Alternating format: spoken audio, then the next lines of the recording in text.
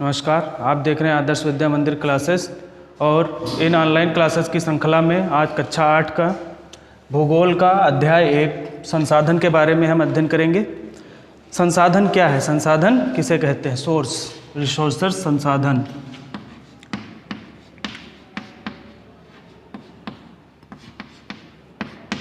संसाधन किसे कहते हैं?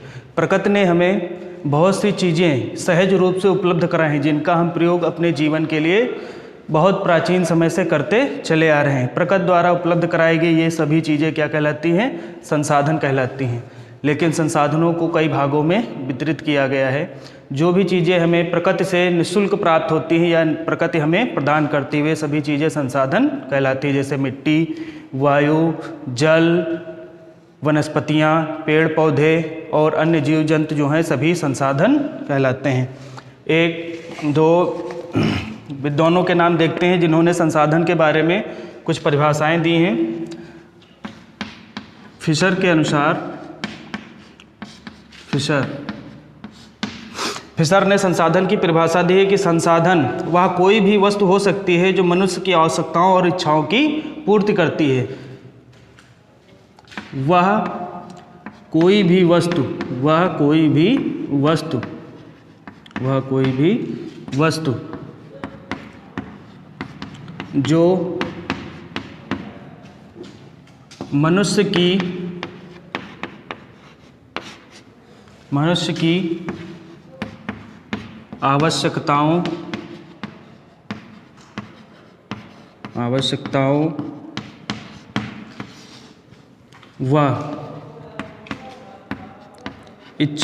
मनुष्य की आवश्यकताओं व इच्छाओं की पूर्ति करती है। आवश्यकताओं व इच्छाओं की पूर्ति करती है संसाधन कहलाती है। फिशर ने क्या परिभाषा दी? वह कोई भी वस्तु जो मनुष्य की आवश्यकताओं व इच्छाओं की पूर्ति करती है क्या कहलाती है? संसाधन कहलाती है। तात्पर्य क्या हुआ इसका? जैसे प्रकृति ने हमें जल, वायु, मिट्टी, पेड़ पौधे,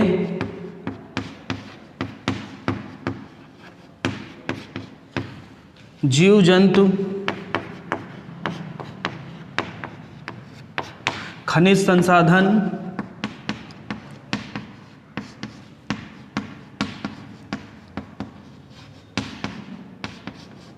आदि खनिज पदार्थ, यहाँ पे लिख लीजिए, खनिज पदार्थ आदि वस्तुएं प्रदान की हैं। ये सभी वस्तुएं हमारे जीवन में कहीं ना कहीं प्रत्यक्ष या अप्रत्यक्ष रूप से जुड़ी हुई है। जैसे जल, वायु और मिट्टी, इस पर मानव जीवन पूर्ण रूप से निर्भर है। ये सभी वस्तुएं क्या कहलाती है? संसाधन कहलाती हैं। संसाधनों को अध्ययन की दृष्टि से कई भागों में विभाजित किया गया है। संसाधनों का वर्गीकरण कहते हैं क्लासिफिकेशन ऑफ रिसोर्सेज के नाम से जाना जाता है। ये देखते हैं संसाधनों का वर्गीकरण। संसाधनों को कितने भागों में विभाजित किया जा सकता है? तो संसाधन किसे कहते हैं? प्रकृति द्वारा प्रदान की गई वे सभी वस्तुएं जो मनुष्य की इच्छाओं व आवश्यकताओं की पूर्ति करती है क्या कहलाती है? संसाधन कहलाती है। संसाधनों का वर्गीकरण, सबसे पहला आधार है वर्गीकरण का आधार मौलिकता के आधार पर।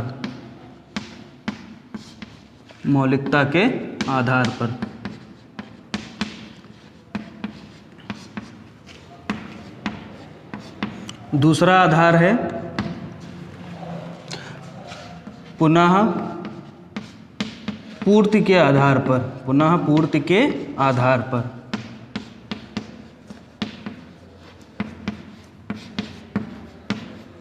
तीसरा आपका है उद्भव के आधार पर, उद्भव या उत्पत्ति के आधार पर, उद्भव या उत्पत्ति भी इसे कह सकते हैं, उद्भव के आधार पर।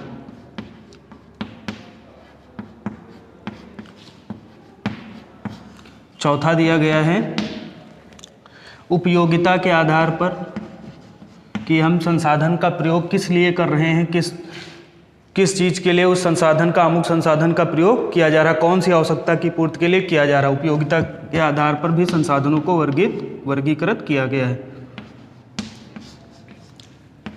उपयोगिता के आधार पर।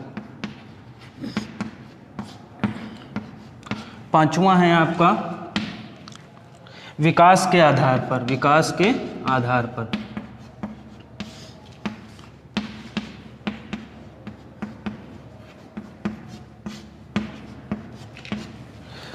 संसाधनों को निम्न 5 कैटेगरीज में या 5 स्टेप्स में बांट दिया गया है। मौलिकता के आधार पर, पुनः पूर्ति के आधार पर, उद्भव के आधार पर, उपयोगिता के आधार पर और विकास के आधार पर, डेवलपमेंट के आधार पर।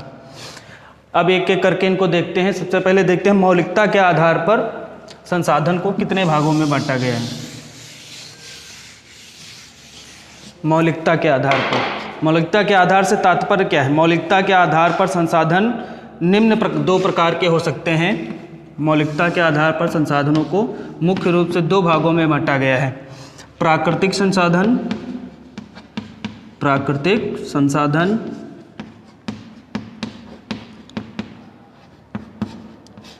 तथा कृत्रिम संसाधन, तथा कृत्रिम या मानव निर्मित संसाधन, कृत्रिम या मानव निर्मित संसाधन।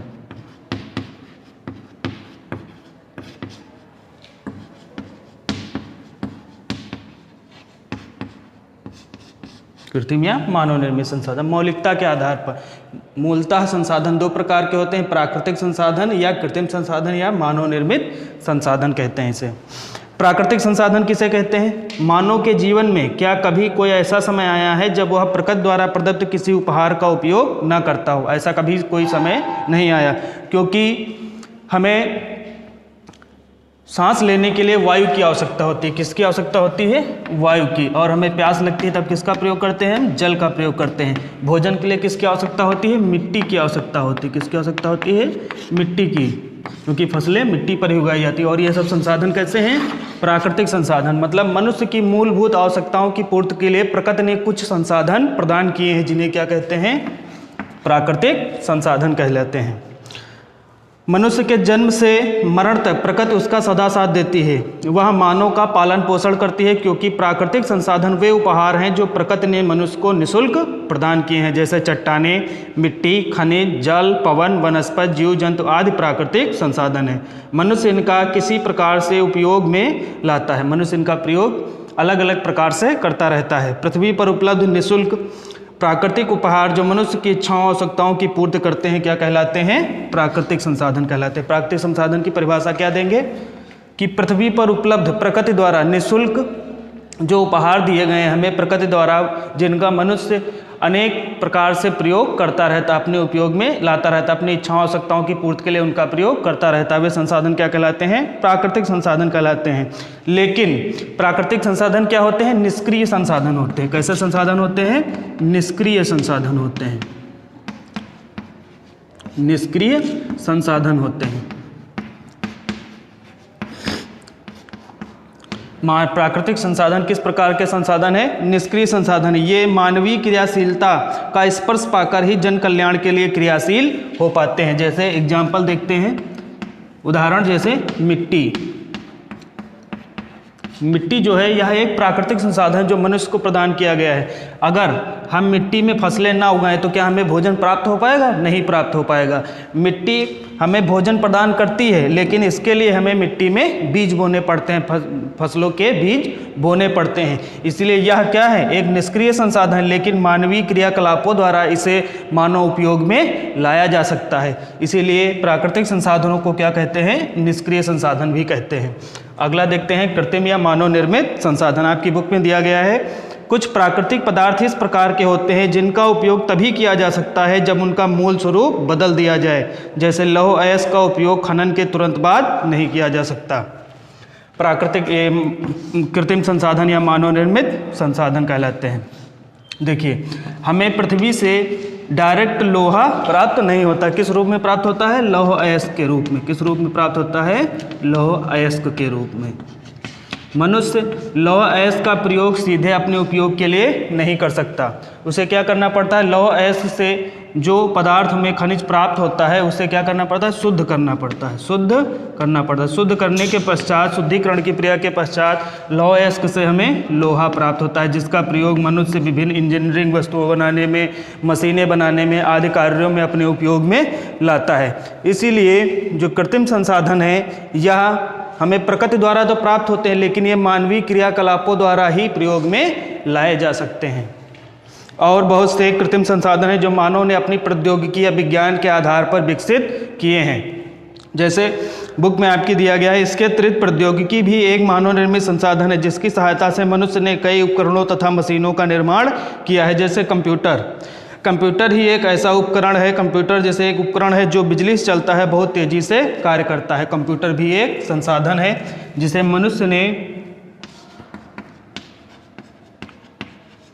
मनुष्य ने विज्ञान के आधार पर, प्रौद्योगिकी के आधार पर तैयार किया है, जो मनुष्य की कई प्रकार से सहायता करता है। अब दूसरा देखते हैं, दूसरा जो बेसिस है इसका, पूर्ति के आधार पर, पुनः पूर्ति के आधार पर।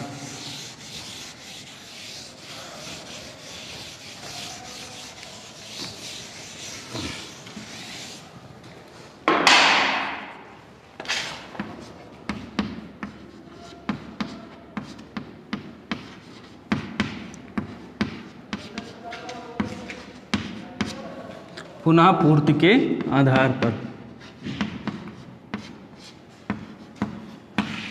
पुनः पूर्ति के आधार पर संसाधनों को दो भागों में बांटा गया है। नवीकरणीय संसाधन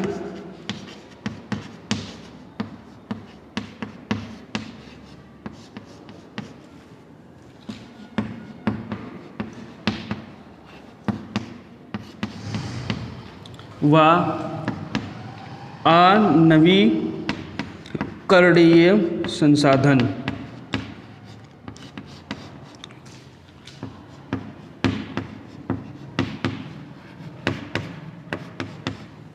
नवीकरणीय संसाधन किसे कहते हैं? प्रकृति द्वारा प्रदान किए गए इस प्रकार के संसाधन जिनका प्रयोग हम बार बार अपनी आवश्यकताओं की पूर्ति के लिए कर सकते हैं, बार बार अपनी आवश्यकताओं की पूर्ति के लिए कर सकते हैं। किस प्रकार संसाधन क्या कहलाते हैं? नवीकरणीय संसाधन। अनवीकरणीय संसाधन क्या होते हैं? प्रकृति द्वारा प्रदान किए गए इस प्रकार के संसाधन जिनका एक बार प्रयोग करने के पश्चात उनका हम उसी स्वरूप में दोबारा इस्तेमाल या प्रयोग नहीं कर सकते, क्या कहलाते हैं? अनवीकरणीय संसाधन कहलाते हैं। नवीकरणीय संसाधन देखिए बुक में आपकी दिया गया है, वे संसाधन जिन्हें उपयोग में आने के पश्चात पुनः उत्पादित किया जा सकता है, नवीकरणीय संसाधन कहलाते हैं। नवीकरणीय संसाधनों के निर्माण में मनुष्य की कोई भूमिका नहीं रहती, ये प्रकृति द्वारा स्वतंत्र रूप से प्रदान किए जाते हैं।